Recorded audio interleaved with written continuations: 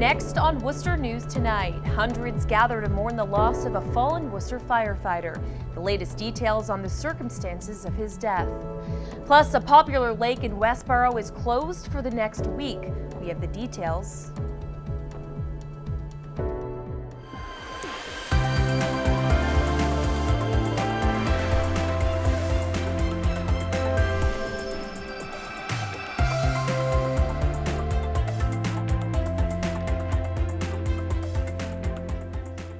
But first, we begin tonight with breaking news. For reports of a stabbing in the city. Thanks for joining us. I'm Anna Botari. Here's a live look at the scene on Oread Street. There are limited details at the moment, but as you can see, a large police presence is in the area investigating a reported stabbing. No word on the extent of the injuries. Neighbors tell us that crews have been on scene for about an hour, and our crew on scene saw a man in handcuffs be taken away into police custody. We'll bring you more details when they become available. The Worcester community is mourning the loss of one of their own. Worcester Fire Lieutenant John Kennedy died this weekend. The local firefighters union has declared it a line of duty death. Today, hundreds came out to honor his service. Sarkam Jandro was at the Alfred Roy and Sons Funeral Home, where calling hours were held, and has the details. Hundreds of Worcester firefighters line up outside Alfred Roy and Sons Funeral Home to say goodbye to their brother, Lieutenant John Kennedy. John was an absolute professional in every sense of the word. He embraced not only the firefighter brotherhood, but also our profession. The city announced Kennedy's passing Saturday. His death was declared a line of duty death by Worcester Local 1009. But President Michael Papani was unable to discuss the manner or cause of death. We take it on our shoulders to make sure that we honor those who make that sacrifice and take care of their families for the rest of their lives. The 46-year-old Kennedy was a 21-year veteran with the Worcester Fire Department. His death is the second in the line of duty the department has seen in less than a year. In December, firefighter Christopher Roy passed from injuries sustained while battling a 5-alarm fire on Lowell Street. It's difficult. It's always difficult to lose someone that is a brother, someone we work with day in and day out. Kennedy leaves behind his son as well as his girlfriend. Papani says he'll remember Kennedy for his love of firefighting. He was a true leader in the Worcester Fire Department, and his loss leaves a great void. Ahead of what is expected to be a warm weekend in central Massachusetts, a popular lake in Westborough closes due to bacteria in the water. Earlier this week, blue-green algae was discovered in Lake Chauncy. The Westborough Board of Health, Stephen Bakari, says this is the earliest they've seen blooms in recent years. He says the bacteria looks like a layer of neon paint over the lake, but can drift. But just because the scum layer isn't there at that time, I've been told by the Department of Public Health that the toxin is still in the water and can still be present and can still be dangerous. Everyone is asked to stay out of the water, to not boat or fish, and keep pets out of the water. The lake will be closed until at least August 1st, when they'll test the lake again. Here in Worcester, people also being asked to stay out of the water at Indian Lake, as the water is being treated with copper sulfate to control toxic algae. People and their pets are encouraged to avoid coming in contact with the lake until further notice. The city is working with environmental health specialists to monitor water quality and determine the length of closure. A Worcester man is sentenced to life imprisonment Wednesday with the possibility of parole in 20 years. Charlie Jiminez requested a judge to take back his guilty pleas to second-degree murder and domestic assault charges. A judge denied his request. Prosecutors say Jiminez stabbed 25-year-old Christian Ramos to death outside a Worcester apartment in 2015.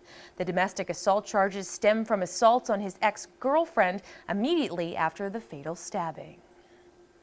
Now more on a story we brought to you last night. The city's preparing for the demolition of properties on Madison Street. What was once the home of Paul's Auto Glass now has a big orange X marking on the building. The word demo written in paint. The city requires the Madison Street property as well as 10 others in order to build a new home for the Pawtucket Red Sox. Paul's Auto Glass moved out of Kelly Square after 23 years in the neighborhood.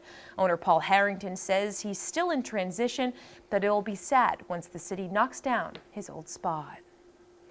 2 recent high school graduates from the area have been spending the summer working with a Worcester nonprofit. SOLEIL Kelly and Natalie Bork were chosen to participate in the competitive program funded through a grant from Bank of America. It's the first time the Worcester branch has offered the program. As student leaders, they've worked with the Boys and Girls Club of Worcester to build their workforce and leadership skills, as well as learn how to run a nonprofit.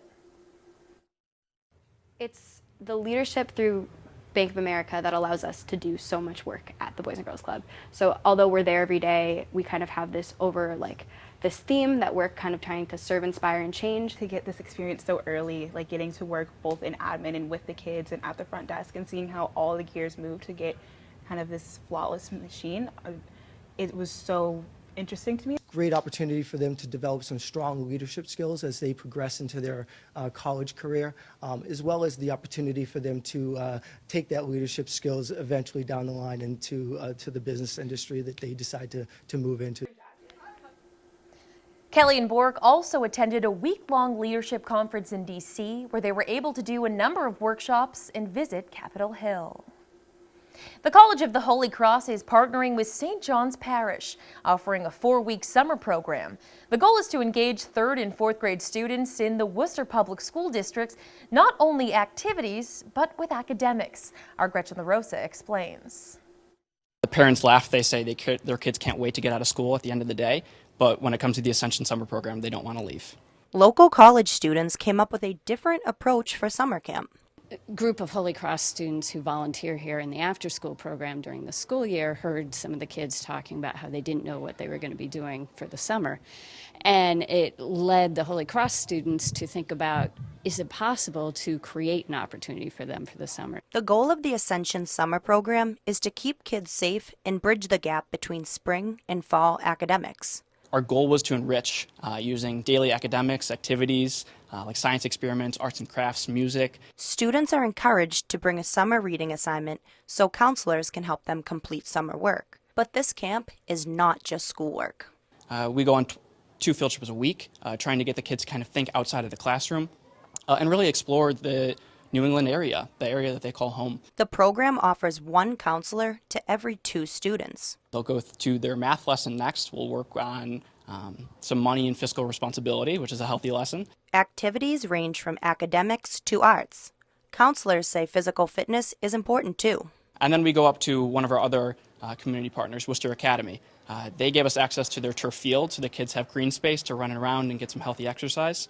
Elvin de la Cruz and his twin sister were born in the Dominican Republic before moving to Worcester. He says he's learning lessons in camp he will take with him in the future. Teammates, try your hardest. R means respect others.